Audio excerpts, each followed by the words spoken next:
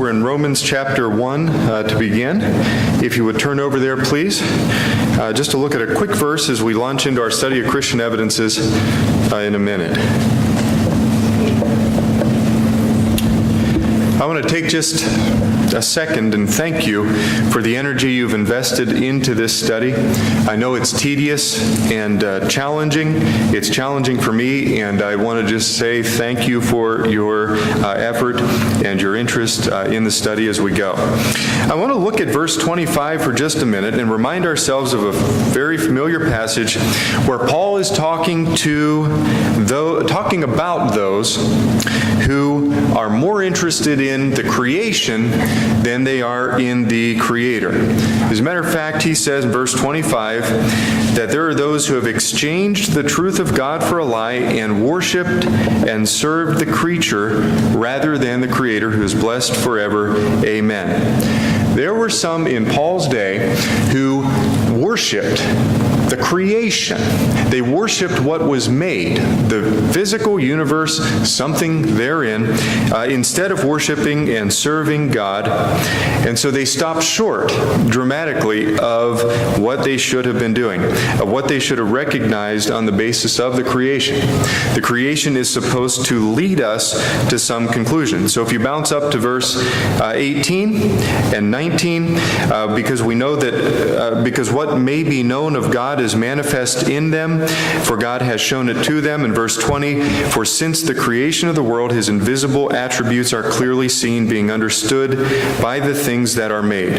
And so there are those who, seeing the creation of God, seeing the tremendous design and balance and order in the universe, still nonetheless, for some reason, conclude that they should worship the creation and fail to recognize then the creature, the Creator. And that's a dramatic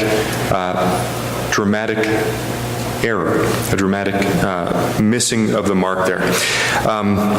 There are those in history that we know about who worshipped the sun itself, those who worshipped rivers, who worshipped the changing of the seasons, who worshipped goddesses and gods of fertility and things like this, but who, like those Paul was talking about here, missed the point. They saw the creation, but they missed the point. They stopped there. They directed their worship there instead of recognizing the God who created all of those things. In Hebrews chapter 3, verses 3 and 4, we see the basis for why one should go from the creation to the Creator. Hebrews chapter 3, verses 3 and 4, for this one has been counted worthy of more glory than Moses, talking about Jesus, inasmuch as he who built the house has more honor than the house. For every house is built by someone, he who built all things is God. So the builder of the house, the Hebrews writer says, should have more honor than the house. And that's a self-evident observation. So as we study arguments for the existence of God, we are in the argument to design. The argument that studies, looks at the universe, and asks the question, is it reasonable to conclude that design exists? Is it more reasonable to conclude that design exists than that the universe is random? That there are no there is no direction or purpose or goal or intention, intelligent intention behind it? What's more reasonable to conclude? So the argument looks like this. If there are objects in the universe, in the physical universe, that exhibit order and arrangement, then there is design. And that is almost beyond question. If there is a sufficiently complex object, or a sufficiently complex collection of objects that work together to accomplish some goal, then they must have been put there by design. Really, that's inherent in the word sufficient. The second issue, and that's where we are now, is to decide whether or not there are objects that exhibit order and arrangement. So as we look out in the universe, and this involves a study of the world, we call it science, but we could call it whatever we want to. We're studying the world, studying the creation, observing the creation that God has placed us in. Is it reasonable to conclude more so one way or the other? And if we can decide that there's order and arrangement in the world, then this argument leads to the existence of a designer. Okay, and we talked about that last time.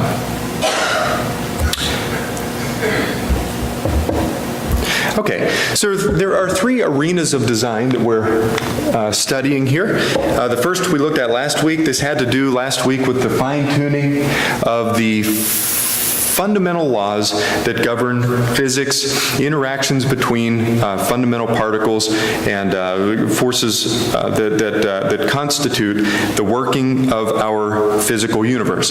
You can think of this, I think of this as the foundation of the earth that the psalmist talks about and others. Whenever we look around at us, at the universe, there is a foundational platform on which everything in the universe depends, and that is these fundamental laws of physics. Chemistry depends on the fundamental laws of physics. Life, therefore, being a part of chemistry and biology and so forth, depends on these fundamental laws of physics. And we saw last time that those laws are very finely tuned, even tuned beyond our ability to comprehend, as if someone must have paid attention to setting these fundamental laws in place. They could have been different, it seems, but it looks as though someone has finely tuned them. Okay? So in the second place today, we want to get into the non-living realm. There's kind of a progression here. The fine-tuning of the fundamental laws of physics gives us a platform on which the universe can operate. And then on top of that, we have atoms and molecules and more complex molecules, but those live in, at least at the first level, the non-living realm. There is no life in a stone, although a stone involves a number of minerals and molecules and so forth. And so the non-living realm is where we'll spend our time today. After that, we'll go up a level of complexity to talking about life. Life in the living realm will show up there. So as we study now the non-living realm, I want to go back to the sun for a few minutes. We've talked about the sun before, and we've talked about the immense amount of energy that it puts out. Okay, so we're coming to the solar system. The universe is much bigger than the solar system, if you believe your telescope. Okay, but the solar system that we live in is centered around the sun. The sun itself accounts for over 99% of the stuff, of the matter in the solar system. So the sun is vastly massive compared to the planets, for example, compared to the moons that go around the planets, and so forth. Well over 99%. It's over 99.5%, according to estimates. The matter in the solar system is in the sun itself. Now, what the sun does for us is a couple of things. We'll start off talking about the energy that it puts out, but it actually does a lot more. It keeps us gravitationally stable. So it keeps us in an orbit, and it does that for all of the planets. But let's talk just for a minute about the energy that the sun puts out. The sun converts, by nuclear fusion, some 650 million tons of hydrogen into helium every second of every day, of every week, of every year. 650 million tons of hydrogen are converted into helium by a nuclear reaction. Now, nuclear fusion is different from the kind of nuclear reaction that you have in an atomic bomb. So an atomic bomb is not as powerful, okay, suffice it to say, is not as powerful as nuclear fusion. Fusion is a stronger reaction even than the kind of reaction in such a bomb. But the sun takes 650 million tons and converts it into helium, converts it by nuclear fusion every single second. And the word consistently there is important, I think.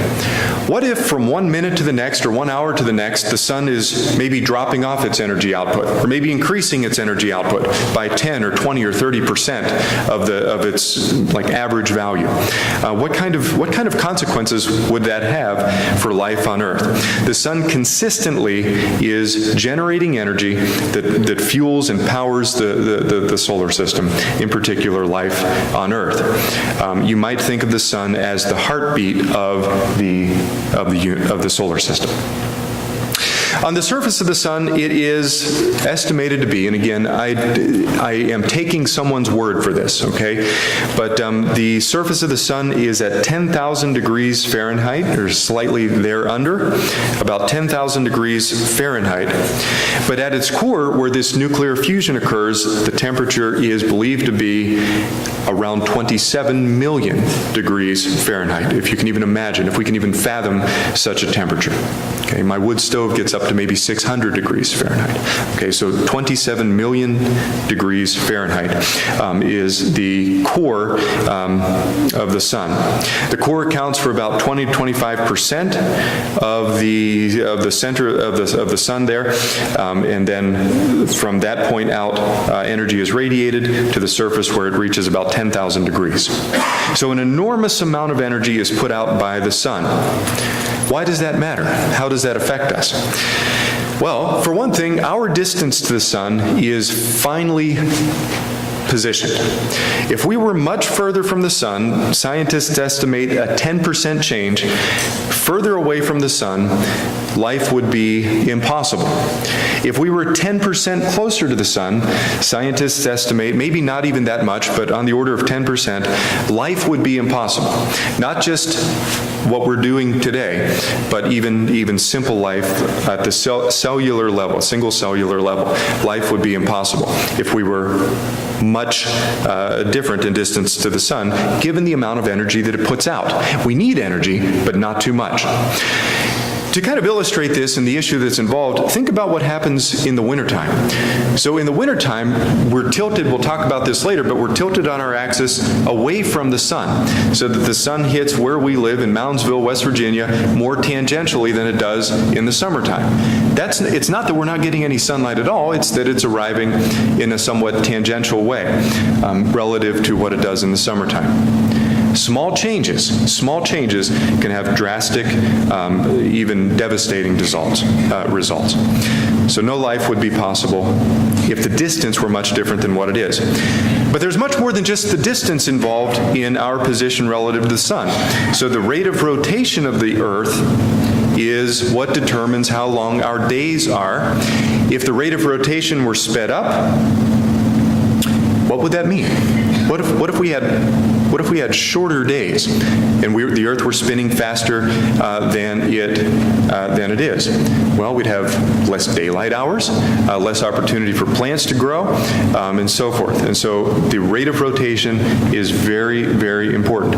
If it were much slower, you would have extremes of heat and cold. The side of the Earth facing the sun would get too hot. The side of the Earth facing away from the sun would be too cold, as is illustrated on the other planets that have different rates of rotation. So for example, Venus rotates at a rate of 1 time every 200 Earth days. So Venus is rotating very, very slowly, and its temperatures run up into the hundreds of degrees Fahrenheit on the side of Venus facing the sun. So the rate of rotation is very important there. But also the rate of revolution. As the Earth travels around the sun, what we call a year, if that were much different, the seasons would change in length. So if the Earth were going faster around the sun, then the seasons would be shorter than they are. If the Earth were going more slowly, the opposite would be the case. And so all of these things are balanced in a way that's remarkable and demands an explanation. The shape of the orbit is determined up to a point. So gravitational forces between two massive objects have to be elliptical. So those are the only options, but ellipses come in many shapes and sizes. So the object there on the left is an ellipse. It's also a circle. But the object on the right is a possible orbit, and some orbits take more elongated shapes like this. What if Earth's orbit happened to be more like the one on the right than it is like the one on the left? what would that mean for life on Earth? The sun would be in one of the extremes. Looking at the image on the right would be, say, for example, over to the left edge of the ellipse, tucked kind of in the corner, and the Earth would speed far away from it and then come back to be very close to the sun.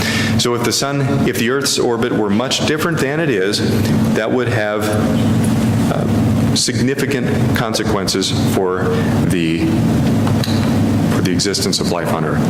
And so the Earth's parameters and the way that they're tuned in relation to the sun are extremely important for life to be able to exist at all.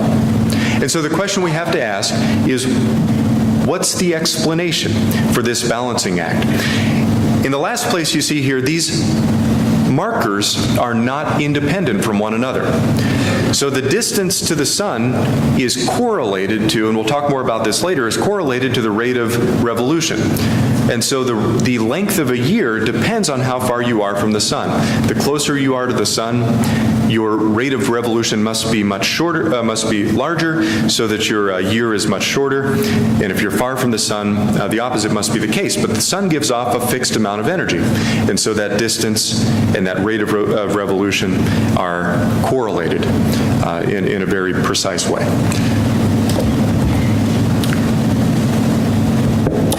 But let's talk a little more about the sun's energy. So the sun gives off enormous amounts of energy, and that's great for life. Every aspect of our existence depends on the sun's energy. But uncontrolled energy is dangerous, deadly, devastating. So the sun gives off enormous amounts of energy in the form of ultraviolet radiation. And we know about this because we buy sunglasses specifically designed to filter out harmful rays from reaching our eyes. Ultraviolet radiations in the form of X-rays and gamma rays and others. So these are rays that are like light. Light is in what's called the visible spectrum, but higher energy radiation is above the visible spectrum in frequency. And so these are high energy, dangerous rays that are devastating, damaging to life. Well, that's bad. Why are we able to survive? Well, because the Earth has been fitted with an ozone layer far up above the surface of the Earth in what's called the mesosphere.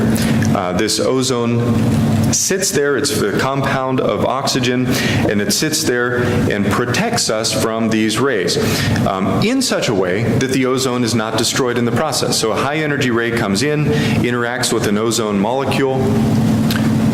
The molecule is changed, but then quickly changes back to its pre-interaction state so that it's ready for the next one, and so is not damaged in the process. So the Earth's ozone protects us from ultraviolet radiation to the point where life can exist. Okay? And so we have to ask, why is that there? How did that get there? We need this energy from the sun, but we don't need the harmful aspects of the energy. Okay? There's a mechanism to deal with the harmful aspects. How do you explain that the presence of such a mechanism? Another aspect of the sun's energy that's dangerous is called solar wind, which are charged particles that shoot outward away from the sun and come toward the Earth. They emanate in all directions, and some of those particles would hit the Earth. It's believed that these particles would, if they were allowed to hit the Earth and interact with our atmosphere, would strip our atmosphere away from the Earth. Have you ever wondered why it is that there's an atmosphere to begin with? Why couldn't the Earth just end with the ground, and then above the ground, there's no air, no oxygen, nothing, there's no reason for it to be there necessarily, except that it is maintained by several of these mechanisms. So these particles would come into the Earth, interact with the atmosphere, and damage it, even remove it, fling the atmosphere out into space piece by piece. You could imagine if it were not for the magnetic field that radiates outward from the Earth's center. So the Earth has a magnetic field, as you know. This is why our compasses work, why we can navigate using a compass. And that magnetic field extends thousands of miles out into space and interacts with these incoming dangerous particles, these protons and electrons. And so the magnetic field, and I have a picture of it here, okay, and this is an open source image, and you can see the sun's what's called the solar wind, these charged particles coming in from the left and interacting with the Earth's field in a way that protects and deflects those particles.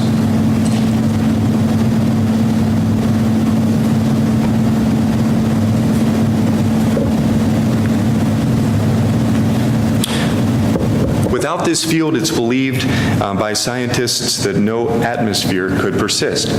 Why is it, for example, that on Mars there is no atmosphere?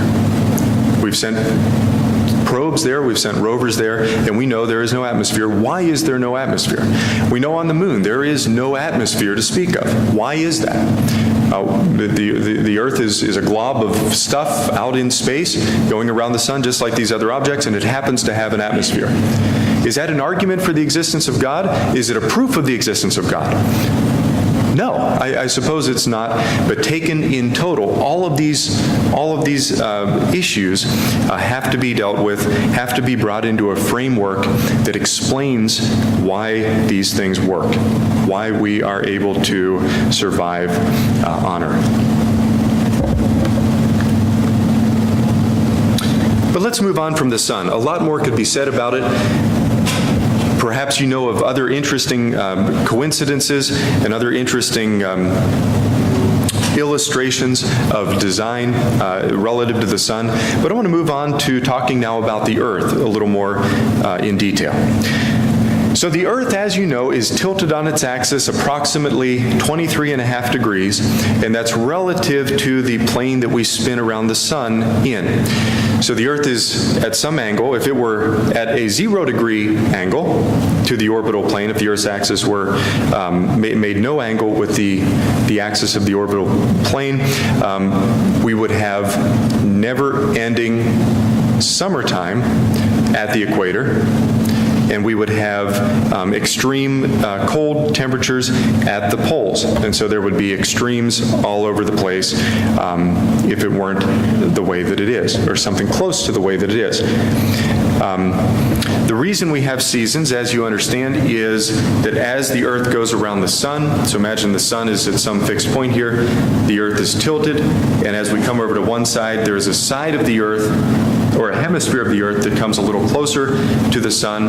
It receives the sun's rays more directly than it does when it's at the opposite position. So the axis doesn't rotate as it goes around, so the Earth comes to the other side, and now the northern hemisphere in my picture here is now more tangentially receiving energy from the sun, rays from the sun. But you should think about, and we should think about, why that tilt is present. Why is it roughly what it is? What if it were a little bit different? So again, a 0-degree tilt would be the scenario where the sun is fixed, and the axis, the spinning axis of the Earth is perpendicular to the plane of orbit, and so it's standing up in this way. In this case, the equator is always getting direct energy from the sun. As you go away from the equator, moving toward either the North or South Pole, the energy from the sun hits more tangentially up to a point where at the North Pole you have something like no energy reaching the Earth. And so the same would be true at the South Pole. If there were a 0-degree tilt, the Earth would cook at the equator, presumably. Okay, we can't run that experiment, but it would cook at the equator and absolutely freeze at the poles. But what if there were a 90-degree angle between the plane and the axis of the Earth? In that case, the Earth would be going around the sun, spinning about my finger here. Okay, so in one extreme, the North Pole would receive direct energy from the sun, Okay, it would absolutely bake for months and months in this configuration, but then when it came to the other side of the sun, the North Pole would receive absolutely no energy from the sun for months and months on end. And that would be devastating for life on Earth. The extremes in temperature would be impossible to cope with. Remember, the Earth has to go around the sun at a certain pace. It has to spin at a certain pace. And this angle of tilt has to be within a reasonably acceptable region of tilt. And so that's significant for us. Secondly, at the equator, the Earth is rotating at a high rate of speed, at least what sounds like a high rate of speed, 1,000 miles per hour. Now, the Earth is large, and so even at that pace, it takes one day, what we define to be a day, to rotate exactly one time. But what if that were a little higher? 1,000 is a large number, but why couldn't it be a little bit higher, or a little bit smaller, or much smaller, or much larger? It's right around 1,000 miles per hour. Think about the benefit, and if you've done any gardening, you know in August in particular, or even into September, July, during the hot months of the summertime, plants are repairing at night. And so the plants can endure. They need the sunlight energy during the day.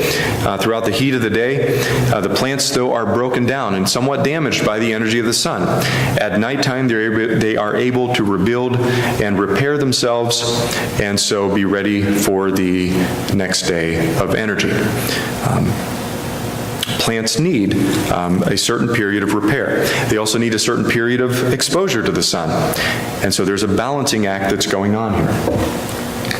Animals need a rest period, and so during the nighttime, we can rest. If the daylight extended much longer than it does, perhaps complex life would not be able to adequately rest, would be at least affected by that change. And so the rate of the Earth's rotation is important. For these reasons, and probably for other reasons, that other people know that I don't know, and for other reasons that maybe nobody knows. Okay, and so there is incredible balancing here that's going on. The length of the seasons and the distance from the sun are highly correlated. We mentioned this earlier. And so the further you are from the sun, the longer the orbital period has to be, that is how long it takes to go once around the sun, has to be to maintain a stable orbit. Mercury goes around the sun very quickly. That affects the year for Mercury. Mercury's year is therefore very short. The Earth's year is what it is because of, at least correlated to, its distance from the sun. So if the Earth were much further away, or any further away, its orbital period would be different. And that's true all the way out to Neptune and Pluto. So if I make a change to one, there has to be a change to the other one. But if the amount of output from the sun is what it is fixed, okay, of course that could be different from what it is, but if it's fixed at if we set that variable and then think about changing the other variables, we have to deal with this correlation. Okay, which is written into the laws of physics, which goes back to what we talked about last time. And so all of these things, and many others, are related to one another and cannot be willy-nilly jiggled or changed by very much at all. So this term Goldilocks region has been used by lots of people to describe the situation that the Earth finds itself in, that we find ourselves in. Why is it that things work? Given that many, many parameters have to be matched up with one another for life to be possible in the first place. Okay, any questions or comments or thoughts about that? Ideas? Okay, so let's move on. From outer space now, we've gone from the solar system to the Earth, and now let's zoom in a bit on the Earth. From outer space, you can see that the Earth is blue. It appears to be blue to at least to some extent. Maybe a little bit of white mixed in there as well, but it's blue because of the water that covers the surface of the Earth. The Earth is covered in roughly 70% water, that is 70% by area of the Earth's surface is water. water. Most of that's in the oceans. And the average depth of the oceans is over 12,000 feet. So imagine that. 70% of the planet is covered in water. The depth of the oceans varies, but the average is over 12,000 feet. So that's over 2 miles deep. Over 2 miles of water is on the surface of the earth. That's an incredible volume of water. In my mind, I contrast this with the sorts of conversations and sorts of things you hear about when you read about like the Mars rover or these other things that go out and explore other bodies in the solar system, moons and so forth, when they talk about looking for trace elements of water. Is there any water on Mars? Is there any water on the moon? Is there any water on Saturn's moons and so forth? And they look not directly for water, they look for traces that maybe water was there at one time. Maybe they say it's far too cold for liquid water to exist, but we're looking for indications of water. By contrast, our planet is literally covered with water. What's special about water? Why is water important? Could we replace that water with something like rubbing alcohol or some other liquid substance? Would that work? From an energy perspective, water has what's called a very high specific heat, which means something very simple. It means that it takes a lot of energy to heat water up, and that a lot of energy is given off whenever water cools down. We know this because it takes a long time to boil water. Water takes a lot of energy. It has one of the highest specific heats, and is Reed here? Reed is not here. Reed is a chemist, as you know, and he can tell you a lot more about this. But water has one of the highest specific heats of any liquid that occurs naturally. So that's interesting. What that does is keeps our temperature stable as we go through space, which is on the order of 400 degrees, outer space below zero on the Fahrenheit scale. So water is helping keep our temperature stable. You say, sometimes I'm cold and sometimes I'm hot. Why no? But if you think about it, we still live in a very narrow range of possible temperatures, and water is part of keeping those things relatively stable. We use water in purposes that make this actually obvious. In your car, you use water in the radiator to help keep the engine temperature under control. Why is it? Well, antifreeze is mixed in there, but a lot of that is water. Why is that? Because whenever antifreeze comes in contact with, cool antifreeze comes in contact with a hot object, it absorbs a lot of the heat and then carries it away to be dissipated. And so temperature stability is a major, major function of water. If our Earth is covered 70% to a depth of approximately, or on average, 12,000 feet with water, that has an enormous stabilizing effect to the temperature of the Earth. Furthermore, water is highly resistant to boiling and freezing. It has what's called a high heat of vaporization and a high surface tension, which keeps it stable. It's a stabilizing feature. Imagine if that were less the case, if it were less true that water resists boiling.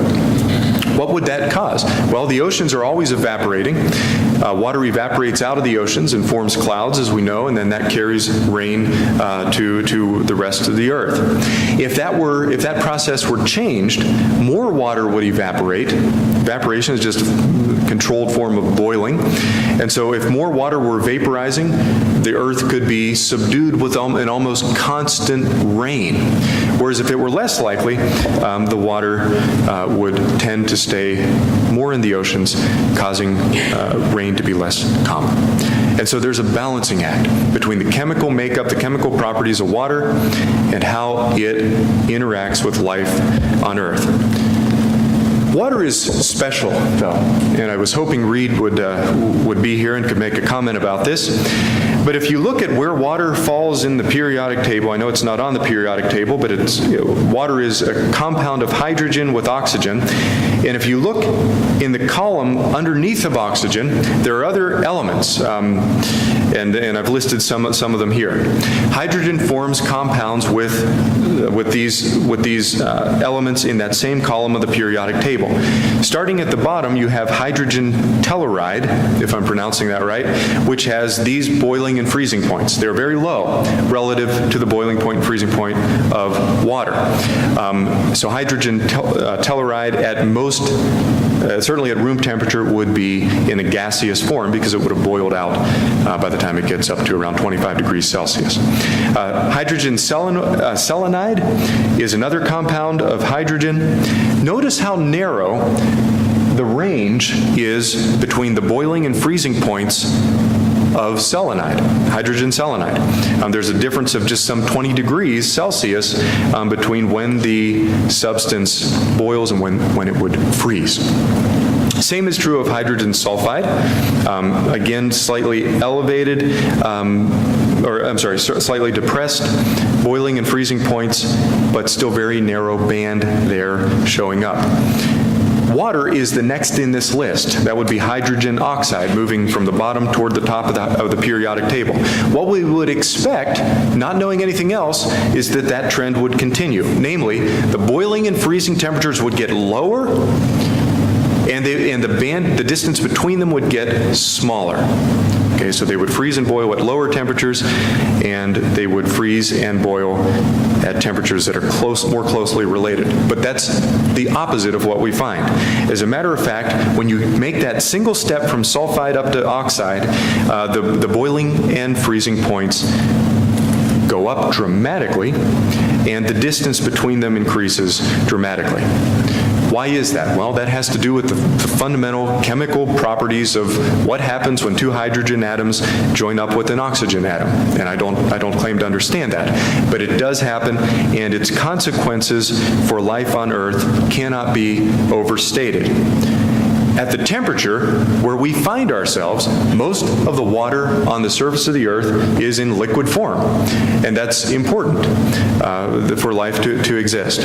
Now again, the temperature range where we find ourselves depends on the sun and our distance to the sun and the way we go around the sun and the fact that we have an atmosphere that holds heat in and all of these other parameters so that liquid water can exist.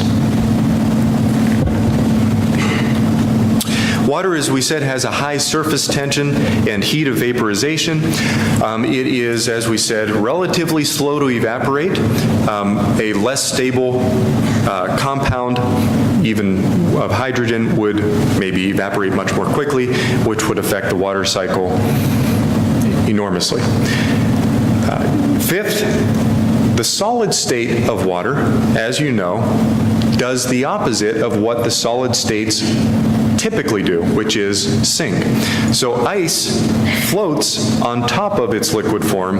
That is very uncommon, very strange to occur, but it's also absolutely necessary for water-dwelling life. Imagine what would happen if, whenever water got cooler and cooler and cooler and froze, if that solid form were to sink to the bottom of the pool or the pond or the ocean. If the ice sank to the bottom and more ice kept piling up on top of it, eventually the fish would be forced out and the water-dwelling life would be forced out of the water and would be affected. What actually happens is when water cools and forms ice, that ice expands a little bit, causing it to float so that the water underneath it can continue to be water. And anything that freezes will freeze and float to the top. The fish can still live underneath of it. The effect of that ice then on top of the water is also insulating. So it protects and holds in heat for the life underneath of it.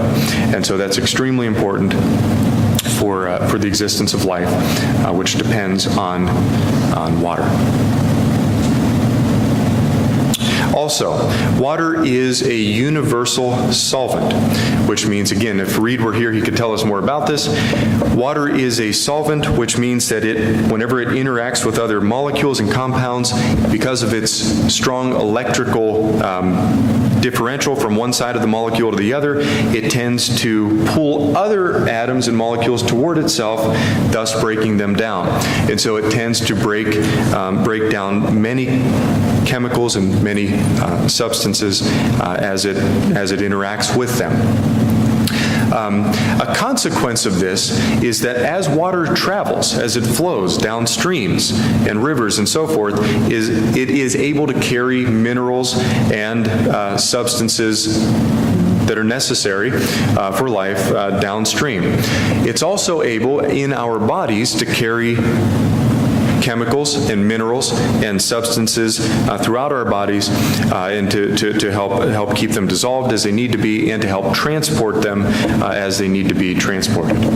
And so all of these things point to an enormously special substance that we know every day as water. And we're particularly interested in water today, aren't we?